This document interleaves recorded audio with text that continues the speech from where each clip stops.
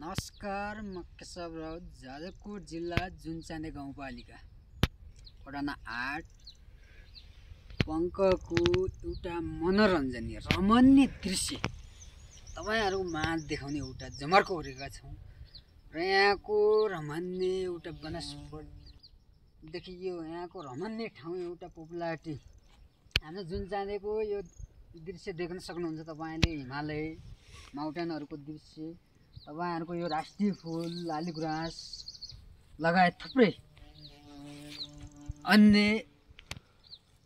जडीबुटीदेखि लिएर हरेक कुराहरुको हाम्रो प्रशस्त जुनचानेको ठाउँ हाम्रो, किनकि जुनचाने गाउँपालिका वडा नं 8 को जुनचाने गाउँपालिकै भनौं। जुनचाने गाउँपालिकामा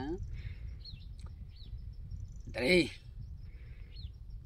खानी लगायत थुप्रै जडीबुटीहरु सब सम्भावना बोकेको ठाउँ छ। तर यहाँ के छ भने एउटा अभाव, हाम्रो राज्यको एउटा व्यवस्थापन र राज्यले के गर्न लाग्यो भने भ्रष्टाचारमा जति सक्दो विलीन हुन लाग्यो। सानो एउटा ओडामा गएर एउटा सिफारिसको लागि कर्मचारीहरूलाई घुस दिने अवस्था आउन लाग्यो। घुसदेखि लिएर हरेक कुराहरु घुस मागिरहेका छन्। यही घुस भ्रष्टाचारले गर्दाखेरि देशको अवस्था यसमा पुगिसक्यो, कसैले थाहा छैन। र जसले पनि भन्छ हामी बनाउँछौं पक्ष विपक्ष गरिरहेका छन्। यही पनि अहिले के भइरहेको छ भने जुनचाने गाउँपालिका वडा नं 8 को हाम्रो स्थानीय सरकारमा अहिले नेकपा माओवादी केन्द्रका नेकपा माओवादी पार्टीका वडा अध्यक्ष लकबहादुर थापाज्यूले के गरिराख्नु भएको छ भने मौलिक परम्परागत लोकतन्त्रलाई तोडेर काम गरिराख्नु भएको छ।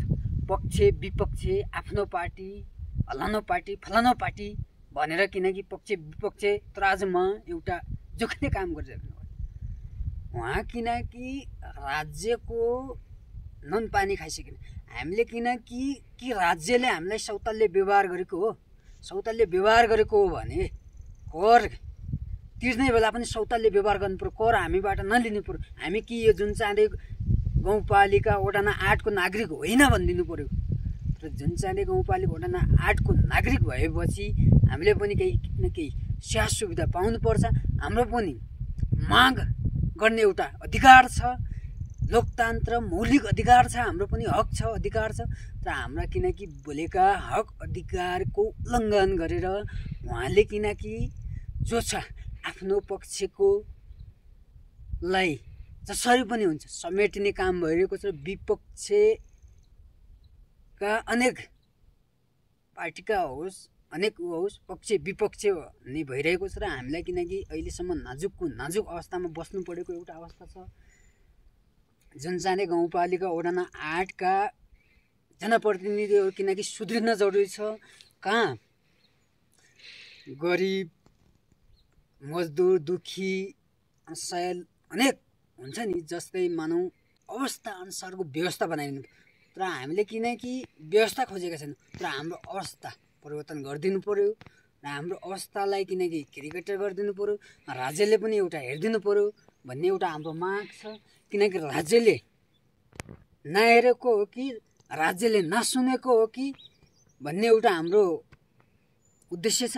र हामी किनकि राज्यसँग हर बखत बोल्नलाई तयार छौं। राज्यले किनकि कान खोलिदिन तयार हुन अनुरोध गर्दछौं। किनकि राज्य अन्ध भएको छ, किनकि पक्ष विपक्ष गर्ने भएको छ। जुनचाने गाउँपालिकाको स्थानीय सरकारले धेरै नै हामीलाई किनकि सौतल्य व्यवहार गरेको छ। र यो सौतल्य व्यवहारलाई हामीले फिट्टिकै स्वीकार्य छैन। र हामी जुन पनि तर्फले किनकि हामीलाई करको बेला पनि हामीलाई एक नछुटाएर हामीले किनकि कर तिरेपछि करको उपयोग गर्न हामीले पनि पाउनु पर्यो। हामीले पनि केही सेवा सुविधा पाउनु पर्यो। सेवा सुविधाबाट वञ्चित नगराइयोस् भन्नेमा आग्रहका साथ यी दुई शब्द म यहीँ टङ्गाउँछु।